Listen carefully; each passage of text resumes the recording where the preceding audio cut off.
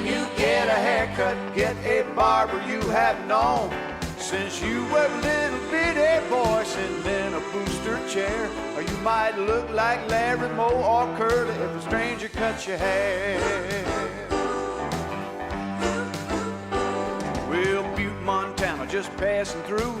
One thing I just had to do, had to get a haircut, and I was worried for my hair. Oh, I had a feeling of impending doom the minute I stepped into that room, laid my eyes upon that barber chair.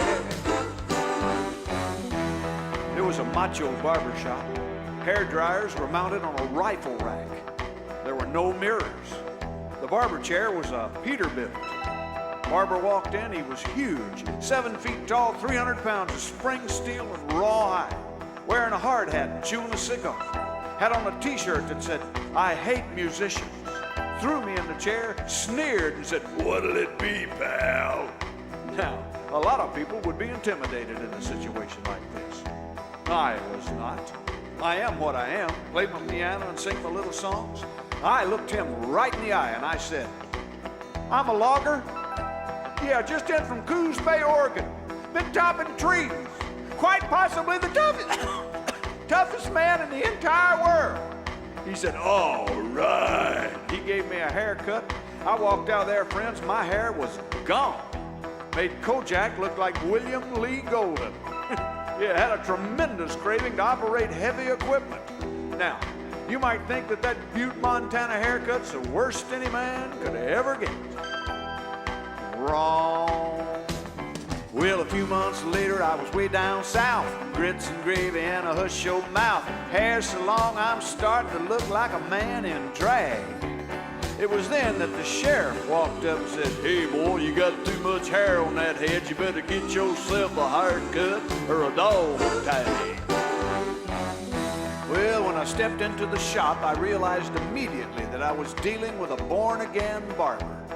Don't see too many barber shops with a steeple. Had an organ in the corner, a choir. An usher led me to the barber chair. The barber walked in and started saying grace.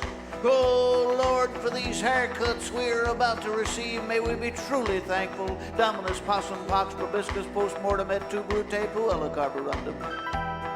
He was sort of half Baptist and half Catholic. Maybe a Cathist. Anyway, he started cutting my hair and preaching at the same time. I mean, he's a wild man. Scissors and razors are flying around my head.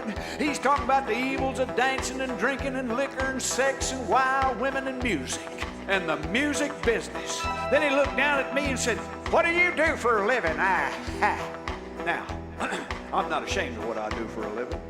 Work in bars and casinos, around liquor and wild women.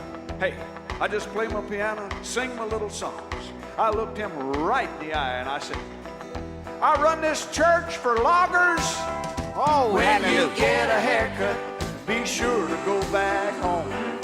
When you get a haircut, get a barber you have known since you were a little bitty boy sitting in a booster chair. Or you might look like Larry Moe or Curly if a stranger cuts your hair.